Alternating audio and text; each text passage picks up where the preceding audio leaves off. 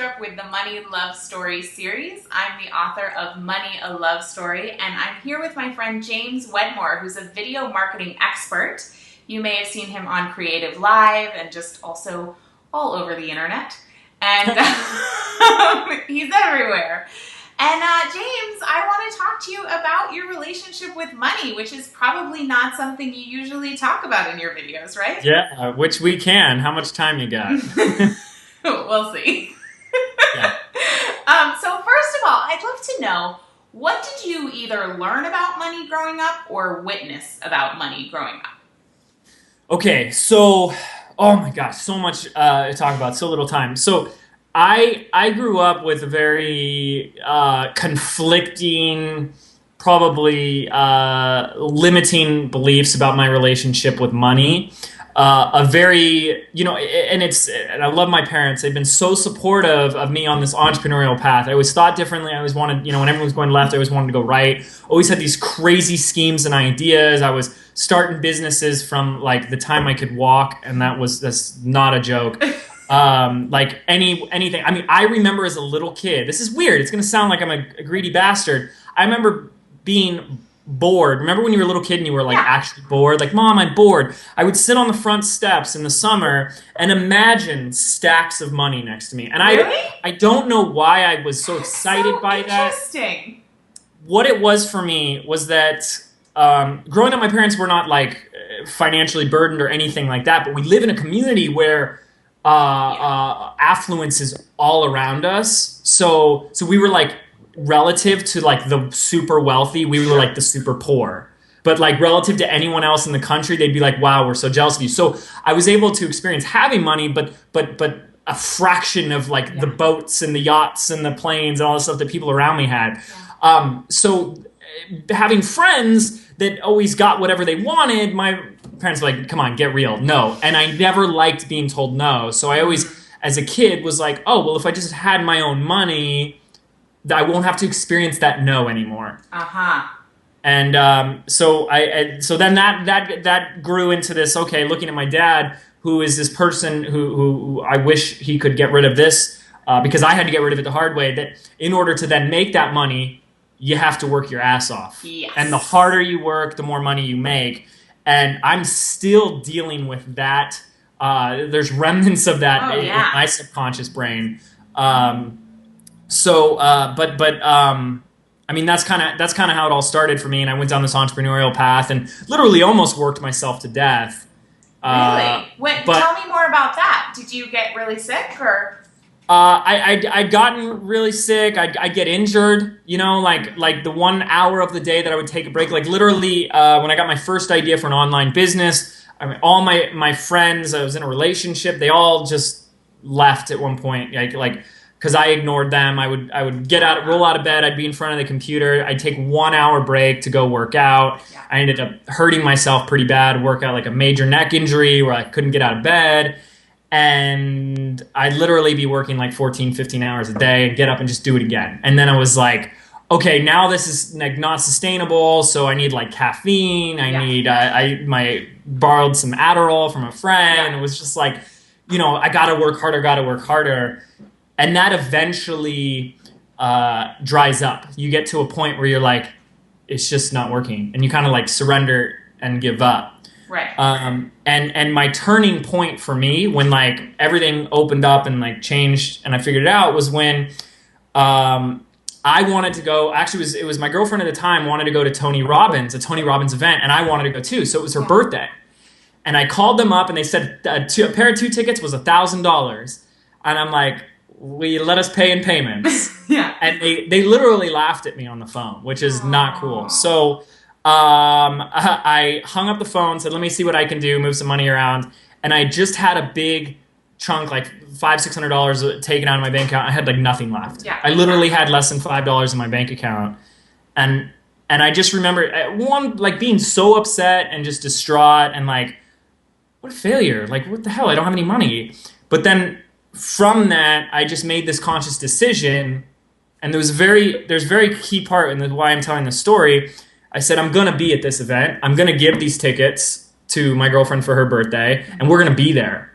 And the major shift for me was that I didn't sit there and say, I'm going to raise the money. I've got to make $1,000. I've got to do something. I just made the decision we're going to be there. Yeah. And 2 days later, I was playing tennis with a friend that I hadn't played tennis with in like a year and a half, randomly. 5 minutes into it, she starts asking what I've been doing for work and business, and I told her what I was doing. I was doing videos for people at the time, done-for-you work. And she goes, ooh, would you make one for me? I'd be like, yeah, I'd love to. She goes, and she literally goes, I'll give you 2 tickets to the upcoming Tony Robbins event if you make a video for me. And I dropped my racket, and I was like, what? How did you know I wanted to go? And she's like, I didn't, but there's one coming up in Long Beach, and I know one of the sales reps. I have a good in with them. I'll get you tickets. Wow. And like, chills through your whole body. And I realized, so for me, it was like, okay, maybe I'm focusing too much on like, need the money, got to get the money, then everything else will come. And it's like, well, what will the money get you? Exactly. What will the money get you? And that's the point. And that was a big turning point for me. So, that's huge. Yeah. Now, that was so for you in your life as an entrepreneur, you said you started your first business, basically when you could start walking. And I know your first online business using video marketing was about bartending for profit, right? Mm-hmm. You started that business. How old were you?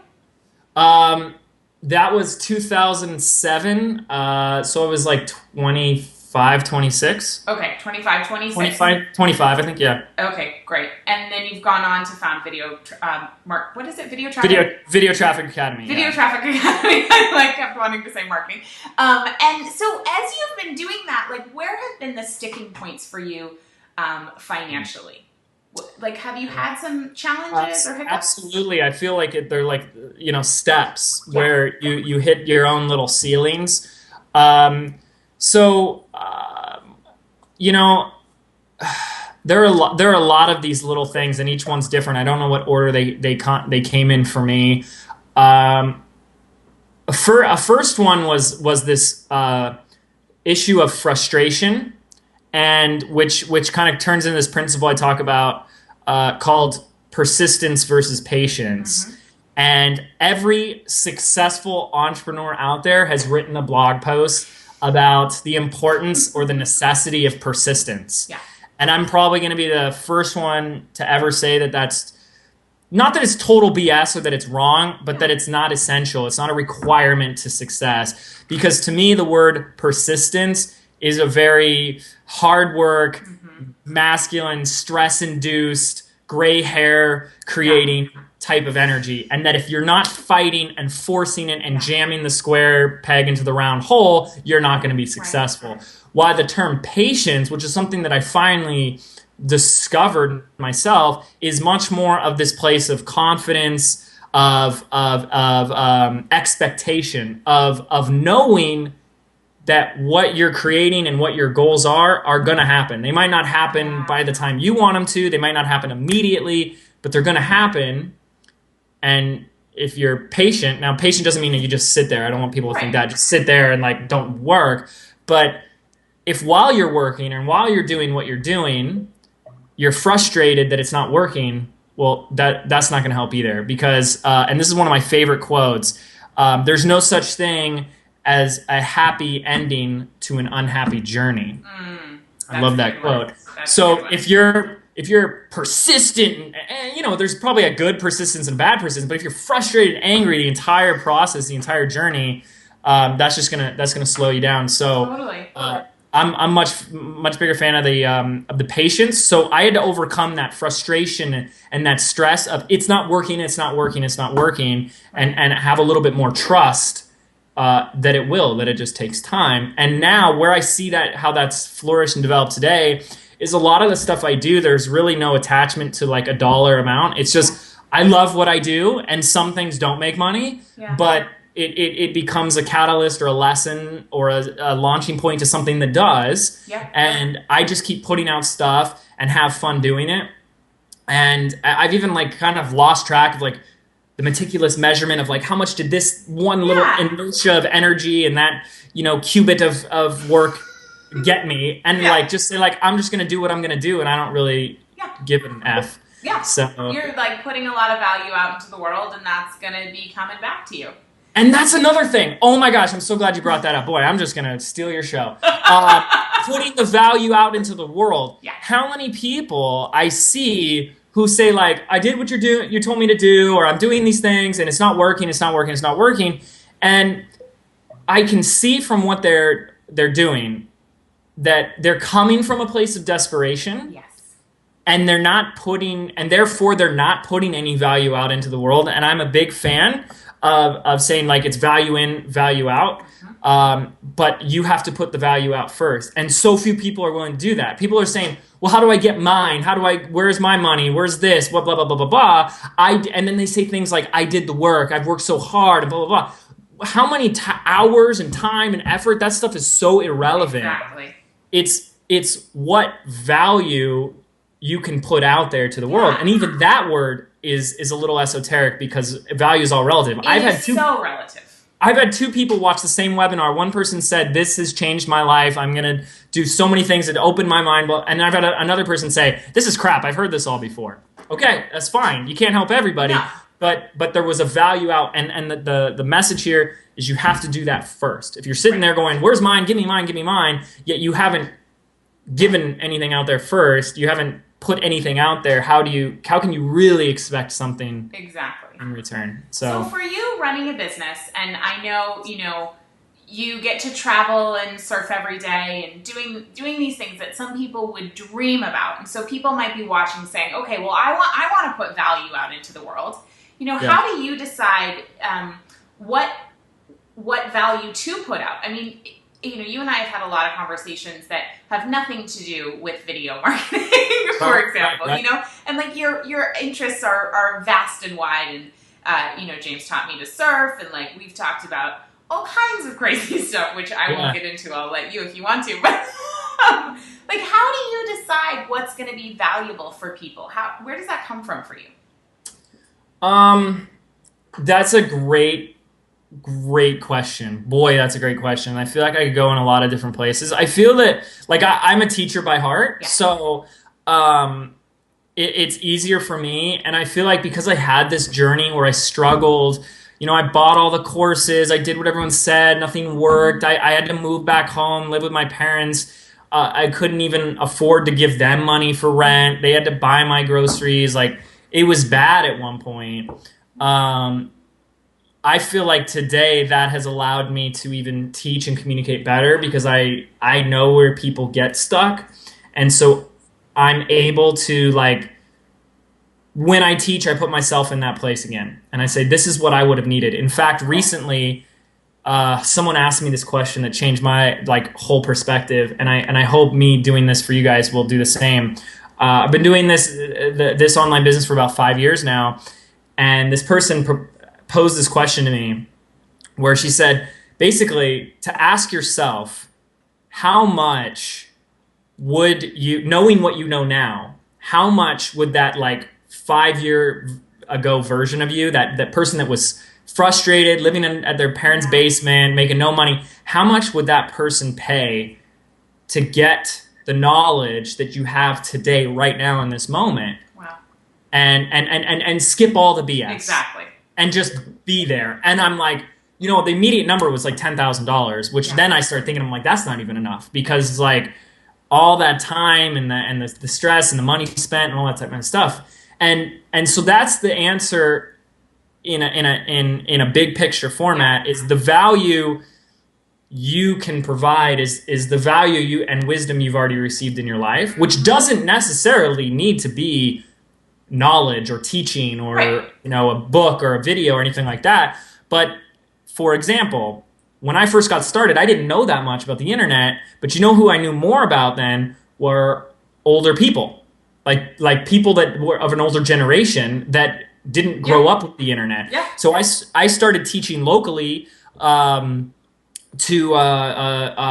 real estate agents, but most of them in my community were very old. People might get, what's wrong with old people? I'm not saying nothing wrong. My dad's 75 years old. He was my first customer. Yep. He tells me stories of how his first calculator was like the size of a desk, and you had to crank down numbers and stuff. And so for these people to sit there and go log onto the internet and sign into Facebook, they're like, what, a hula? Right.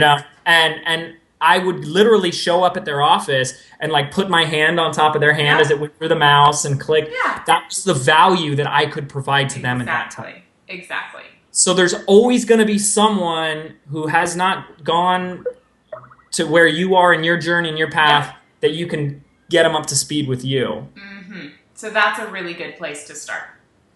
And the easiest place to start. If people say, I can't do anything, I don't have anything of value, that's total BS, because you can provide a service to somebody. I will hire anybody in the spot if they will do something for me that means I don't have to do it myself. Exactly. You are the in the king last of 2 outsourcing months, after all. Yeah, in the last 2 months, I've hired a maid, a person to, or I drop my laundry off, they do the whole, all my dry cleaning, and a personal chef. These are all 3 things I could do myself. Yeah, but you don't want to. But I don't. But I don't want to. But I also don't have. I even have the time. No, exactly. So where at the point you're at, you've got this business that's going for 5 years. You're rocking it. You're doing really well with everything. You're obviously loving what you do.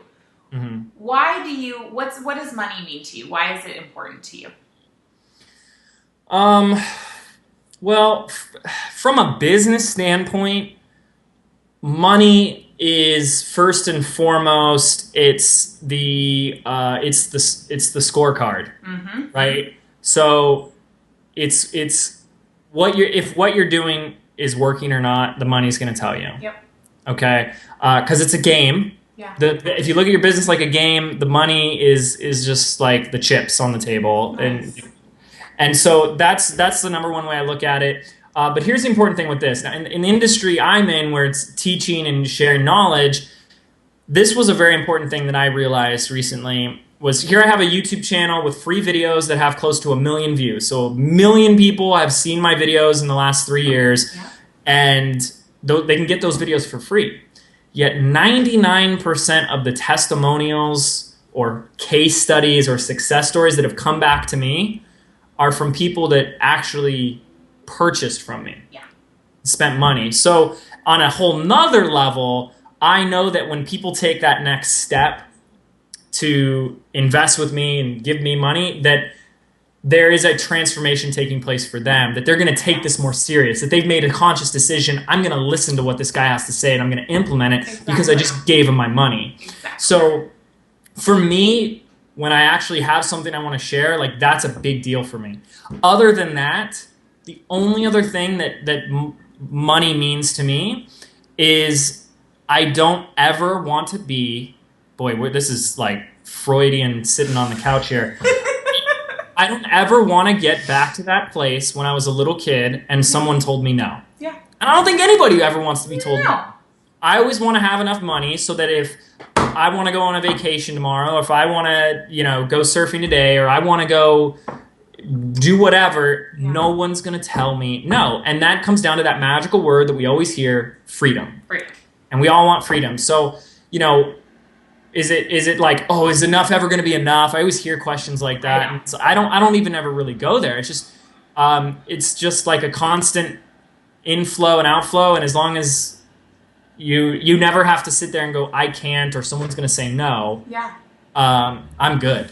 I love it. Good. That's so awesome. So you said before we started that there were like different things you wanted to talk about, a lot of different directions. Just before we wrap up, is there anything that just feels like burning that you got to say about money or about your own relationship with it? I'll recap with 2 things that we did get to say really quickly, which was really important for me to share here, was the whole contrast between persistence and patience. Yeah. If you find yourself in a place of stress and frustration, if you've ever broken your keyboard because you smacked it so hard with your fist,